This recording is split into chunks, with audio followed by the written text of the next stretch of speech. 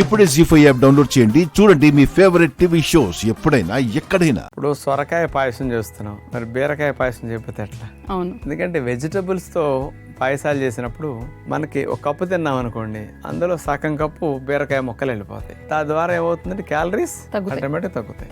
అందుకని అలాంటి vegetable combination తో పాయసాలు ఈ మధ్య బాగా ఫేమస్ అయినాయి. ఎక్కువ వెజిటబుల్స్ వేసేస్తే పాయసంలో ఇతర మోతాదు తగ్గుతుంది కాబట్టి నష్టం లేకుండా ఉంటుంది అనమాట.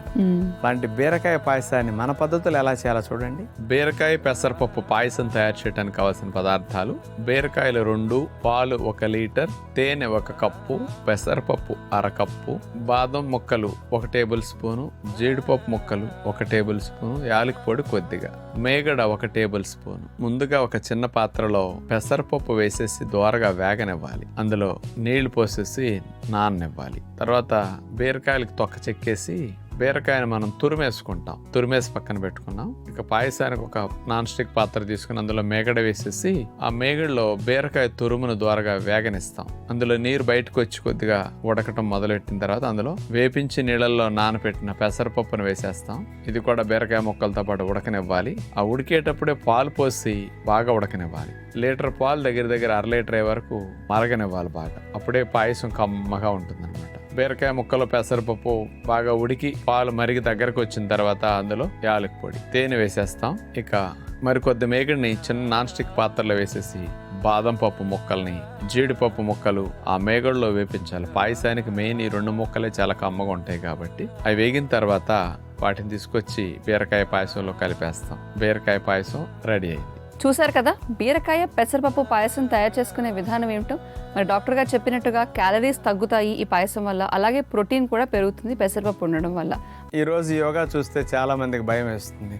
అమ్మో, ఏమాత్రం కాలు జారి చేసారు అటు ఇటు కదిలి ఆ రాయి కనుక ముఖం మీద పడితే పచ్చడైపోతుంది, అమ్మో ఇట్లాంటి ఎందుకు అనిపిస్తారు. కానీ ఇక్కడ ఈ బ్రిక్స్ పెట్టి బ్యాలెన్స్ చేస్తూ యోగా చేయటం వల్ల కాన్సన్ట్రేషన్ ఎంత పెరుగుతుందో. అందుకని యోగాలో ఆ కాసేపు పడిపోకూడదని ఏకాగ్రంగా బాడీని ఆ కాలు అయితే బ్రిక్ పెట్టిందని కదపకుండా మిగతా వాటిని కదుపుతాం.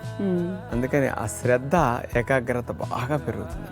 దాని కొరకు ఈ యోగా ఉపయోగపడుతుంది. మరి ఎలా చేయాలో చూడండి.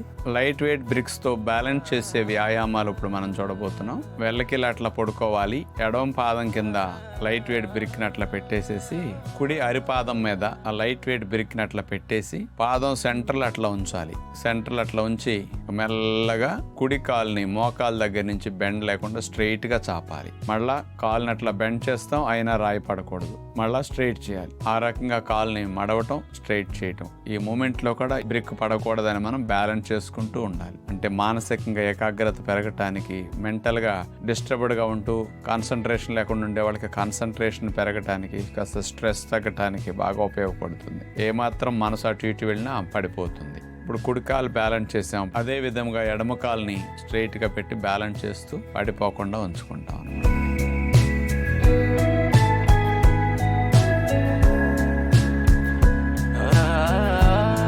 వ్యాయామం చూడబోతున్నాం. ఒక బ్రిక్ ని తల కింద పెట్టుకుంటే రెండో బ్రిక్ ని ఎడమ కాలు పాదం పైన అట్లా పెట్టేసి ఎడమ కాలుని స్ట్రైట్ గా చాపి 90 డిగ్రీస్లో అట్లా పెట్టుంచుతాం. కుడి కాలుని స్ట్రైట్ గా చాపుతాం, మళ్ళా మోకాల దగ్గర ఫోల్డ్ చేస్తాం. కుడి కాలుని మూమెంట్ చేస్తాం, కానీ ఏమాత్రం ఎడమ కాలు పాదం పైన ఉన్న ఆ బ్రిక్ మాత్రం పడిపోకుండా మనం కాన్సన్ట్రేషన్తో దాన్ని ఏమాత్రం కదలనీయకుండా కుడి కాలుని అట్లా కదుపుతూ వ్యాయామం చేయాలి. ఎంతో శ్రద్ధ పెట్టి ఆలోచన అంతా ఇక్కడ పెట్టి మనసు అటు ఇటు వెళ్ళనివ్వకుండా అట్లా స్థిరముగా ఉన్నప్పుడే ఈ బ్రిక్ పడిపోకుండా బ్యాలెన్స్ చేయగలుగుతాం. ఈసారి కాలు మార్చుకుంటాం. కుడి కాలు మీద బ్రిక్ పెట్టేస్తాం. స్ట్రైట్ గా కుడి కాలుని అట్లా చాపేసి 90 డిగ్రీస్లో ఎడమ పాదం మూమెంట్ చేస్తాం. ఇప్పుడు ఎడమ కాలుని చాపటం, ఎడమ కాలుని మళ్ళా మడవటం. ఇదే రకంగా ఒక 5-6 రౌండ్స్ చేయగలిగితే బాగుంటుంది. ఇక చివరిగా 2 బ్రిక్స్ ని 2 పాదాల కింద అట్లా పెట్టేసేసి 2 చేతులను అట్లా చాపేస్తాం. ఇట్లా బ్రిడ్జ్ పోజ్ ఎక్సర్సైజ్ లాగా చేస్తాం. సీటుని నడువుని పైకి లేపుతాం, మళ్ళా సీట్ని కిందకి దింపుతాం, మళ్ళా లేపాలి, మళ్ళా అట్లాగే దింపాలి. ఇలా ఒక 5-6 రౌండ్స్ చేస్తే నడుముకు మంచి వ్యాయామం అవుతుంది. మనసుకు కూడా కాన్సన్ట్రేషన్ బాగా పెరుగుతుంది, ప్రశాంతంగా అనిపిస్తుంది. స్ట్రెస్ తగ్గడానికి, యాంగ్జైటీ తగ్గడానికి చాలా చాలా మంచిది అనమాట. ఆ ఇటుకలు మామూలు మట్టి ఇటుక అంత బరువు ఉండదులేండి, భయపడకండి. లైట్ వెయిట్ బ్రిక్స్ ఊరికే పట్టుకుంటే ఇట్లా అంటే లేచిపోతాయి. సింపుల్ వెయిట్ కాబట్టి నష్టమేమీ రాదు. ఇంకొంచెం కావాలంటే దానికి స్పాంజీ ఒకటి కానీ గుడ్డ కానీ చుట్టేసి దాన్ని అట్ట పెట్టుకోవచ్చు కావాలంటే. అప్పుడు పడ్డా కానీ మనకి ఏమీ కాదు. అలా కావాలంటే భయం పోయేదాకా ఆ స్పాంజీ మొక్క ఏదైనా చుట్టేసి అట్లా చేసుకోండి. చూసారు కదండి, మరి డాక్టర్ గారు చూపించిన విధానంలో మనం కనుక బాడీ బ్యాలెన్సింగ్ ని బ్రిక్స్ ఉపయోగించి చేస్తే కనుక సులువుగా ఉంటుంది. అలాగే ప్రతిరోజు వేరే యోగాసనాలు కానీ వ్యాయామాలు చేస్తూ బోర్ కొట్టిన వాళ్ళకి కాస్త సరికొత్తగా కూడా ఉంటుంది కాబట్టి ప్రయత్నించి చూడండి. ఈ రోజుల్లో అన్ని ప్రాంతాల్లో మసాజ్ సెంటర్స్ వచ్చాయి. కొంతమందికి సెంటర్స్ దాకా వెళ్లే సమయం లేక ఇంటికే మసాజ్ వాళ్ళని రప్పించి మరీ చేయించుకుంటున్నారు. అవును, మరి ఇంటికి వచ్చి చేస్తే డబ్బులు బోల్డ్ అయిపోతూ ఉంటాయి.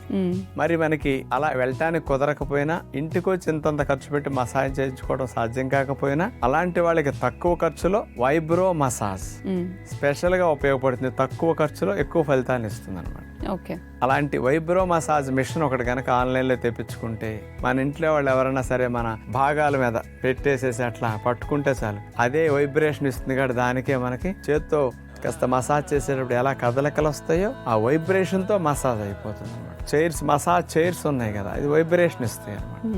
సేమ్ అట్లాగే వైబ్రో మసాజ్ బాగా ఉపయోగపడుతుంది. మరి దానికి పెద్ద సైడ్ ఎఫెక్ట్స్ ఏముండో, ఖర్చు ఏమీ కాదు. కరెంట్ కనెక్షన్ ఇచ్చి అట్లా పట్టుకుంటే వైబ్రో మసాజ్ సింపుల్ గా ఎక్స్పీరియన్స్ ఉన్న వ్యక్తి చేసినట్టు అయిపోతుంది. కానీ ఇలాంటి వైబ్రో మసాజ్ ఈ రోజుల్లో ఇళ్లలో చేసుకుంటే చాలా మంచిది.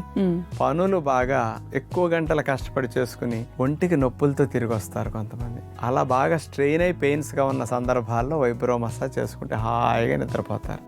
మరి కొంతమందికి మెడ నొప్పులు, నడు నొప్పులు, వీపు నొప్పులు, మజిల్ పెయిన్స్ ఇట్లాంటి చోట ఉంటాయి అనమాట. అలాంటి వారు ఆ భాగాల్లో వైబ్రో మసాజ్ చేయించుకుంటే మజిల్ రిలాక్సేషన్ జరిగి బాగా పెయిన్ తగ్గుతుంది అనమాట. కొంతమంది ఫ్యాట్ ఎక్కువ ఉన్నవారు ఫ్యాట్ దగ్గర కదలికలు కొంచెం కొవ్వు కరిగితే బాగుండనుకుంటే కూడా అలాంటి వారు ఫ్యాట్ ఎక్కువ ఉన్న పిర్రలకి, పొట్టకి, వీపు భాగాలు పెట్టించుకోవచ్చు. ఇట్లాంటి వాటికి ఇది మంచిది అనమాట. కొంతమంది రోజంతా కదలకుండా కూర్చోవడం, పడుకోవడం చేస్తుంటారు ఎక్కువగా. అసలు ఏమి శ్రమ చేయకుండా జీవనం అట్లా ఉంటుంది.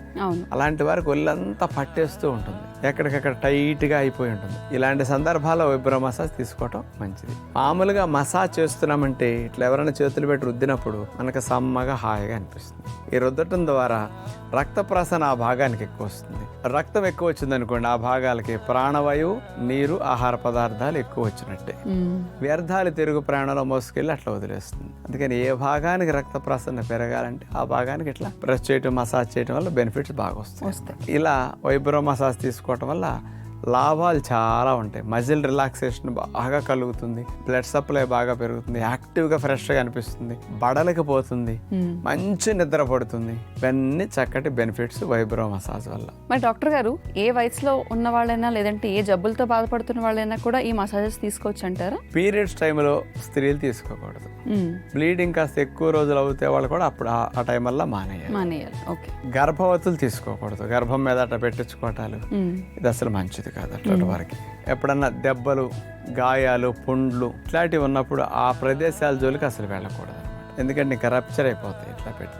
కొంతమందికి అస్సలు కండ లేకుండా ఎండుకుపోయి ఉంటారు, బాగా లోవర్ పెట్టి ఎముకలు కనపడుతుంటాయి. అలాంటి వారు ఎందుకంటే ఈ మిషన్ పెట్టేసరికి ఆ ఊపుకి డైరెక్ట్ ఎముక మెడుతుంది, కొంచెం ఇబ్బంది పడుతుంటారు అనమాట. ఎప్పుడన్నా ఫ్రాక్చర్స్ లాంటివి ఉన్నప్పుడు కానీ ఇట్లాంటి సందర్భాల్లో మానేయటం చాలా మంచిది.